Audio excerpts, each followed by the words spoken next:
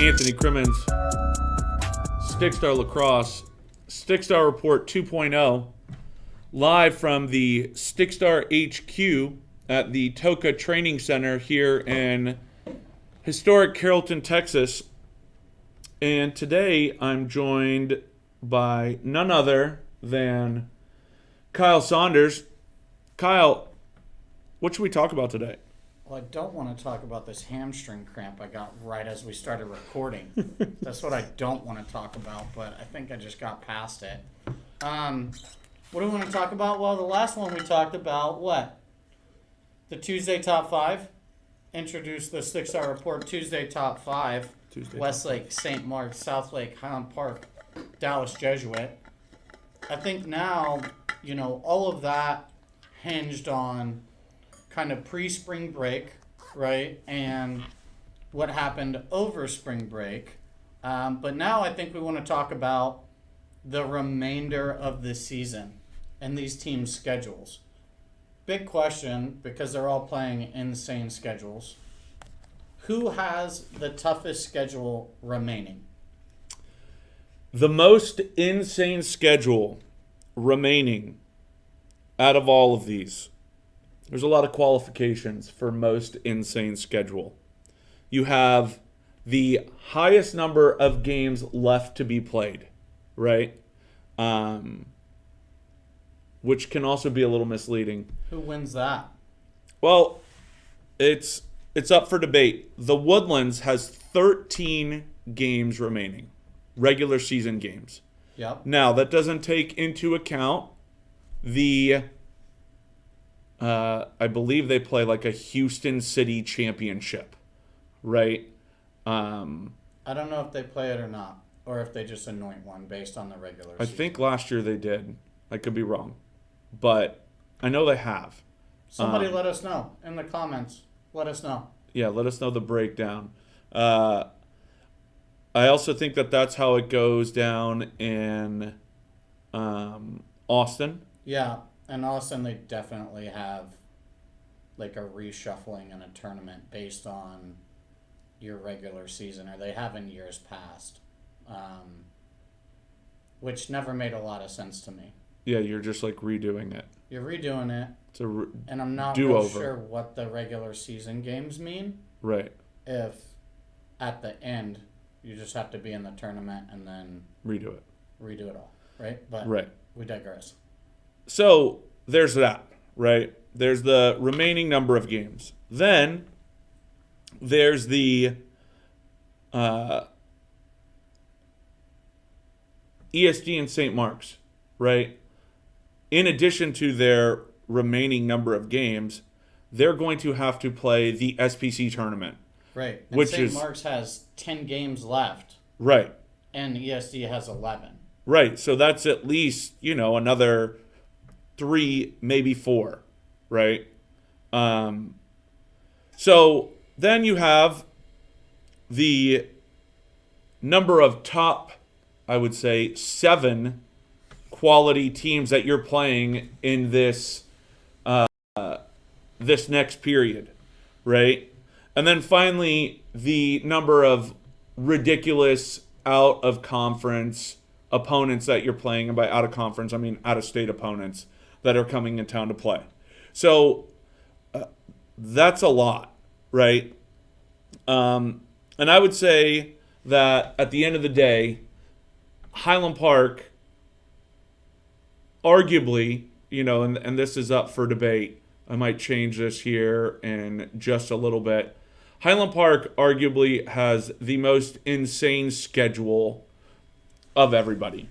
They have 11 games left. Possibly the hardest schedule that any Texas team has put together in any single season. Yeah, it's got to be way up there. They played Berwick Academy, Phillips Exeter Academy, IMG, Loomis, and Deerfield. The game before that was the Woodlands, right? So that is a pretty tough 6-game swing. Okay. Now, out of the state, they have Torrey Pines, TP, which is going to be an insane game. They have GC, Garden City, arguably the strongest color combination of all time with maroon and Carolina blue and white, right? That is a color combination that goes hard. And then you've got Don Bosco Prep.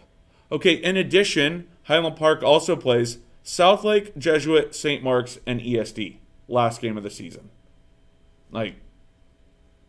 And in total, that is 1, 2, 3, 4, 5, 6, 7, 8, 9, 10, 21 games, right? A 21 game season. So as we think about this, look, wear and tear is real. It's a long season. It's a grueling season. So all of these teams also have to manage injury and how that plays into the equation, because not only do you want to peak at the right time, you also want to be healthy at the right time. Right. Those two things go hand in hand, right? So I would say that Highland Park has to be right at number one in terms of most difficult, insane schedules to finish things out. Yeah, I mean, I'm not going to argue with you on that. You could definitely argue with you on that, but who else? Southlake's right up there. Their schedule's very tough to end. Jesuits, really tough to end. I would say that ESD's really difficult to finish it out. I would say that the second most ridiculous schedule to end has to be because they have 13 games left. It's a lot. That's a lot for the second. In terms of all of these teams that we just talked about, or that we are talking about, 13 is a lot. Their remaining schedule: Jesuit, Portland, some of the keys, and this isn't many of the Houston teams. Memorial will be a huge game. Memorial Woodlands will be a massive game. Okay, but they play Jesuit, Portland, Southlake, La Costa Canyon, GC, ESD, Memorial, and Westlake. Right? So they play Southlake, ESD, Westlake out of the top grouping. But then they play La Costa Canyon and GC and Jesuit Portland, who is a very good opponent. We have gathered this from some very intelligent sources out there that Jesuit Portland is a quality opponent. And then Westlake, they have 11 games left, equal to the amount of Highland Park, not including the SBC tournament. You said Westlake. I think you meant Yeah. ESD. Yeah, ESD. They play 5 of the top teams in the state on the second half of the schedule. Westlake this weekend. Then they play Jesuit, St. Mark's, Woodlands, and HP. Right? Yeah. Westlake, Jesuit, St. Mark's, Woodlands, HP. That's 5. 5. That's 5 of the best teams.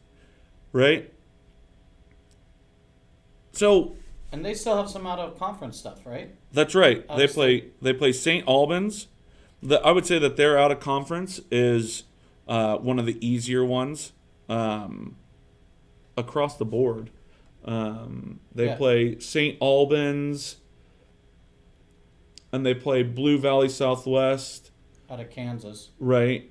But they're not playing GC. They're not playing Don Bosco Prep. St. Albans is excellent. They're not playing Torrey Pines. So, and that's probably why, because they have so many insane games against, Torrey Pines is only playing Highland Park and Jesuit Right. while they're here. Yeah.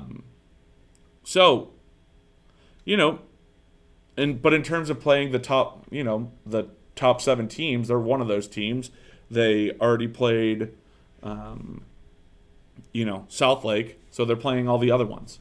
The only game that isn't on the calendar out of all of these is HP versus Westlake, which we also found interesting.